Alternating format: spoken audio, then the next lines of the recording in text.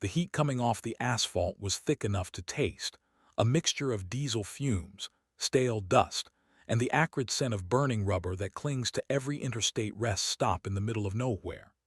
8-year-old Toby stood by the vending machine, his small fingers still clutching the crinkled dollar bill his father had handed him 5 minutes ago. The hum of the refrigeration unit behind him was the only sound for a moment, masking the terrifying silence of the parking lot. Toby blinked, shielding his eyes against the harsh glare of the midday sun, scanning the row of parked cars. He looked for the familiar dent in the rear bumper of the gray sedan. He looked for the sticker of the national park they had visited last year. He looked for his dad. But the spot where the car had been parked, right there near the overflowing trash can and the patch of dying grass, was empty. A cold knot of panic, tighter and heavier than anything he had ever felt, began to twist in his stomach. He walked to the edge of the curb, his sneakers scuffing against the concrete, and looked toward the on-ramp far in the distance, merging into the relentless flow of highway traffic. He saw a gray shape disappear over the horizon. His dad was gone. Before we see what happens next, if you believe that true heroes often wear the strangest disguises, please hit that like button and subscribe to Biker Stories right now. It helps us bring you more powerful tales of justice. Toby didn't cry immediately. The shock was a physical weight rooting him to the spot. He stood there, a small, solitary figure in a faded superhero t-shirt, watching the heat shimmer rise from the road where his entire world had just vanished. It had to be a mistake. His dad was tired.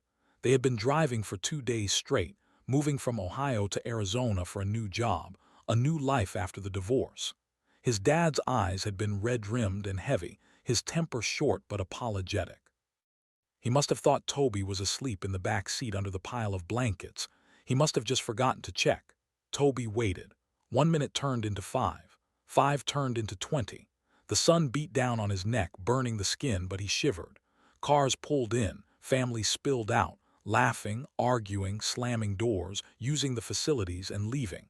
No one noticed the boy standing like a statue by the vending machines. No one looked at him long enough to see the terror widening his eyes. He felt invisible, like a ghost haunting a place nobody wanted to stay in for longer than 10 minutes. Then the ground began to tremble. It wasn't an earthquake, but a low, guttural rumble that vibrated through the soles of Toby's sneakers and rattled the glass of the vending machine. The sound grew louder, a thunderous roar that drowned out the highway drone. Around the corner of the rest stop building, a shadow emerged. It was a massive motorcycle, chrome gleaming violently under the sun, black paint swallowed by dust. The rider was terrifying. He was a mountain of a man, clad in a weathered leather vest that looked like it had been dragged through a war zone. Patches covered his back, skulls and daggers that screamed danger. He wore a matte black helmet with a tinted visor that hid his face completely. He didn't pull into a parking spot. He rolled the beast of a machine right up to the curb mere feet from where Toby was standing. The engine cut with a final, aggressive pop, and silence rushed back in, heavier than before. The biker kicked the kickstand down with a heavy boot. He swung a leg over the seat and stood up, stretching to his full height, which blocked out the sun. Toby took a step back, his heart hammering against his ribs like a trapped bird.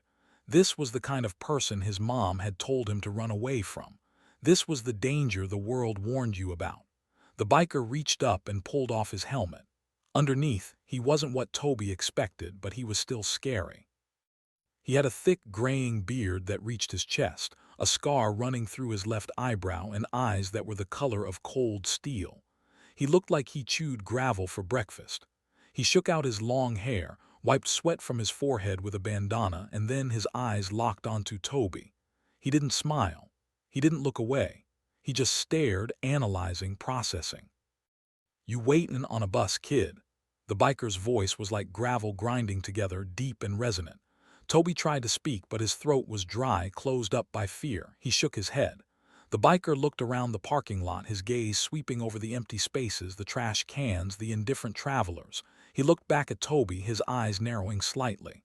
"Where's your folks?" Toby pointed a shaking finger toward the highway on-ramp. He left," Toby whispered. The words broke the dam. The tears that had been held back by shock finally spilled over, hot and stinging. My dad left. He didn't see me. He drove away. The biker, whose road name was Bear, didn't flinch.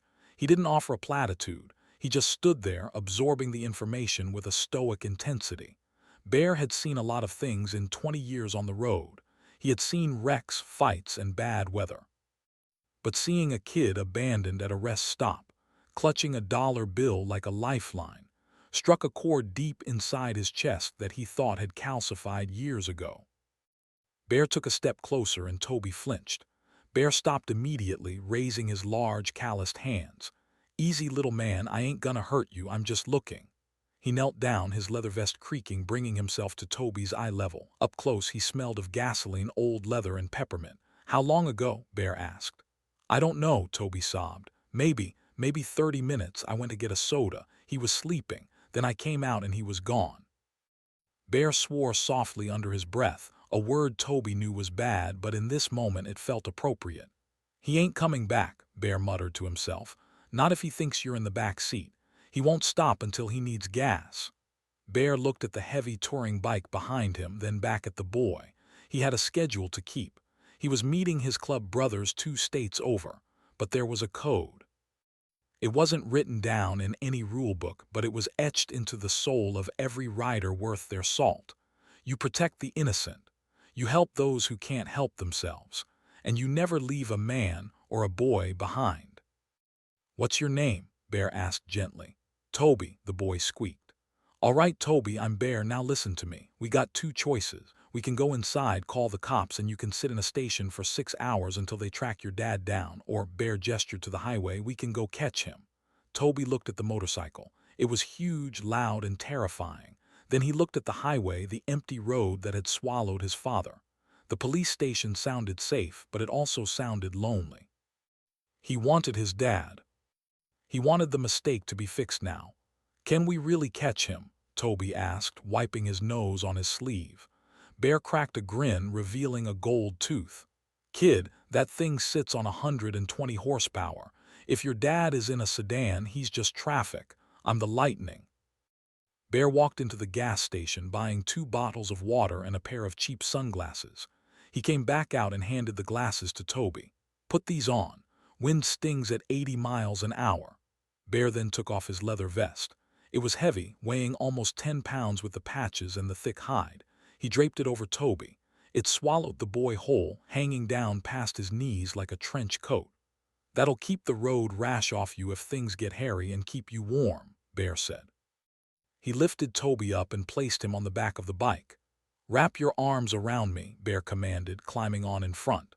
"Lock your fingers together. Do not let go. Lean when I lean.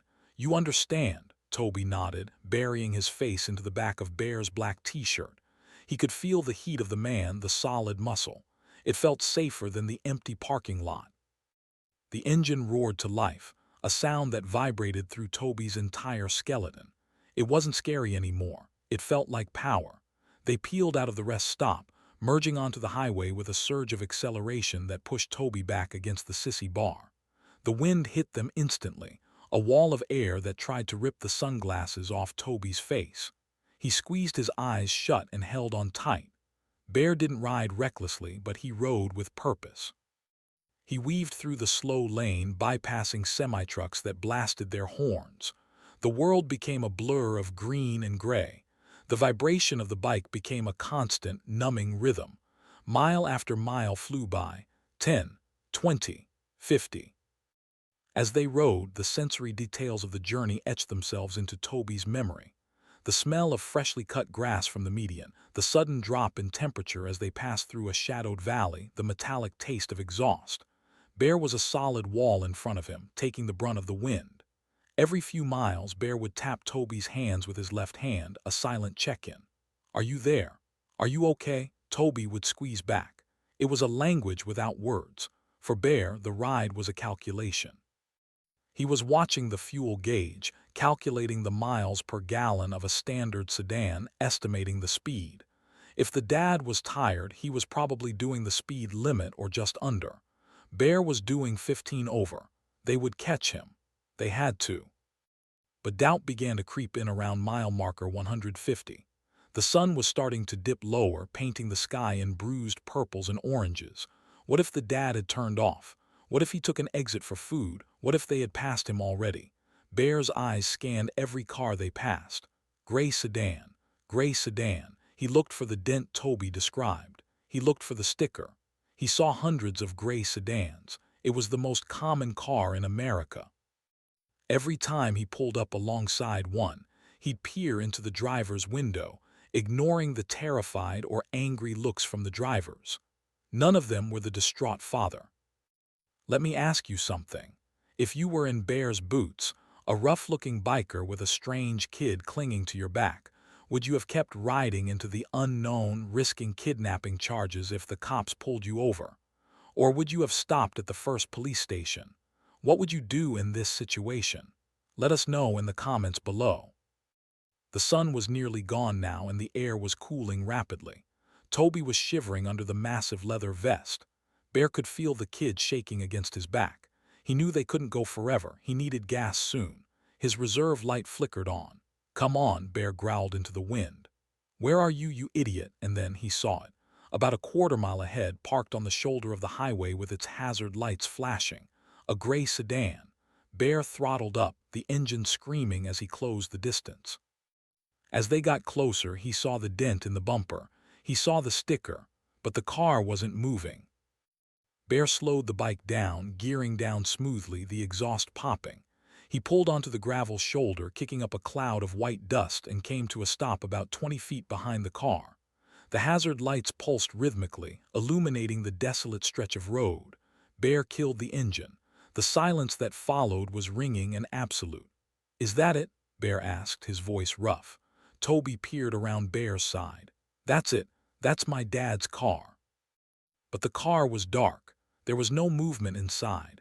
Bear felt a prickle of unease on the back of his neck. He dismounted, instructing Toby to stay by the bike. "Don't move until I say so." Bear walked toward the sedan, his boots crunching on the gravel. He approached the driver's side window. It was empty. The car was unlocked, the keys were in the ignition, the engine was off. But the car was empty. Bear looked around. The highway was bordered by thick woods on one side and a steep embankment on the other. "Dad!" Toby cried out, unable to stay by the bike. He ran toward the car. "Stay back, kid," Bear warned, but it was too late. Toby looked into the back seat. His blanket was there, tossed aside. His pillow was on the floor. "He's not here," Toby whimpered. Panic rose again, sharp and biting. Bear scanned the area. Then he saw it.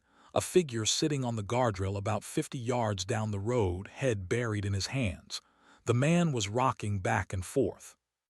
Bear grabbed Toby's shoulder gently. "There." They walked toward the figure. As they got closer, they could hear the sounds. The man was sobbing, deep, wrenching sobs that shook his entire body. He was holding his phone, tapping frantically, then dropping it, then picking it up again. He looked like a man whose world had ended. "Mark," Toby called out tentatively. The man's head snapped up. His face was a mask of devastation, eyes swollen, face pale, terror etched into every line. He looked at the biker first, the giant, scary figure in the darkness. He flinched, terrified. Then his eyes shifted down. He saw the oversized leather vest. He saw the small sneakers. He saw the boy. "Toby?" The word came out as a strangled gasp. Mark scrambled to his feet, stumbling over the uneven ground. "Toby!" He didn't run. He collapsed forward, reaching out. Toby ran into his father's arms. Mark fell to his knees on the gravel, burying his face in Toby's neck, hugging him so tight it looked like he was trying to absorb him back into his body. Oh my God, I thought I lost you. I thought I lost you forever." Mark was weeping openly, unashamedly. I drove for 3 hours. I thought you were sleeping. I stopped to check. And you weren't there. I turned around. I called the police. I didn't know where. Oh God, Toby." Bear stood back, crossing his arms over his chest. He watched the reunion, the raw emotion of a father realizing his worst nightmare had just been undone. He saw the exhaustion in the man's face, the sheer mental breakdown of a single father trying to do too much and failing in the worst possible way. It wasn't malice. It wasn't neglect. It was human error, magnified by exhaustion. After a few minutes, Mark pulled back, holding Toby's face in his hands, checking him for injuries. "Are you okay? Did anything happen?" Toby shook his head. "I was scared, but Bear brought me back. He drove really fast, Dad. He has a motorcycle." Mark looked up at Bear. The fear of the biker was gone, replaced by a look of profound confusion and overwhelming gratitude. He stood up, his legs shaky, wiping his eyes. He looked at the towering man in the black t-shirt, the man who looked like he belonged in a mugshot but who had just delivered the most precious thing in the world back to him. "You," Mark stammered, "you found him." "Found him at the rest stop back at mile marker 80, Bear said, his voice low. "He was waiting for you." Mark ran a hand through his hair, looking like he might vomit from the adrenaline dump. I don't know how to thank you, I don't. I have money. I can give you whatever I have." Mark reached for his wallet. Bear shook his head slowly. "Put your money away." He stepped closer to Mark. "Look, man, I can see you're running on fumes. You're tired. You made a mistake. A big one, but you're lucky. The world is a bad place, and today the bad things missed him." Bear pointed a gloved finger at Mark's chest. "You wake up. You stop driving when you're tired. You check that back seat every single time the wheels stop turning. You hear me?" "I hear you," Mark whispered. "I swear to God I hear you." "Good." Bear looked down at Toby. "Hey, little man." Toby looked up, his eyes shining. "I need my vest back. Gets cold on the ride home." Toby shrugged off the heavy leather vest. He handed it to Bear, but then, impulsively, he hugged Bear's leg. The massive biker froze for a second, then awkwardly patted the boy's head with a hand the size of a dinner plate. "You're a brave kid, Toby. Stay that way." As Bear put his vest back on, flashing blue lights appeared on the horizon. The police Mark had called were finally arriving. Bear zipped up his vest. "That's my cue to leave. I don't do well with flashing lights." "Wait," Mark said. "Please stay. Tell them you helped." Bear chuckled, a dry sound. "Nah, they'll ask too many questions. You just tell them you found him. Tell them a guardian angel dropped him off." Bear pulled his helmet on, obscuring his face once more. He threw a leg over his bike and hit the starter. The engine roared, shattering the quiet of the night. Toby waved, "Bye, Bear." Bear gave a curt nod, revved the engine once, and peeled out onto the highway, disappearing into the darkness as quickly as he had arrived. Mark picked Toby up, holding him tight as the police cruiser pulled up behind them. The officer stepped out, confused to see the father holding the child he had just reported missing. Mark explained, through tears, that a man had brought him back. A man on a bike. The officer looked down the empty highway, but the single red taillight had already vanished into the night. For the rest of his life, Toby would remember the smell of leather and the rumble of that engine. He would remember that monsters aren't always the ones who look scary, and heroes don't always wear capes. Sometimes they wear leather vests and ride steel horses. Mark never drove tired again, and every time a motorcycle roared past them on the highway, both father and son would watch it go, silent and grateful. If this story touched your heart, please like, share, and subscribe to Biker Stories for more powerful stories about courage, redemption, and the families we choose.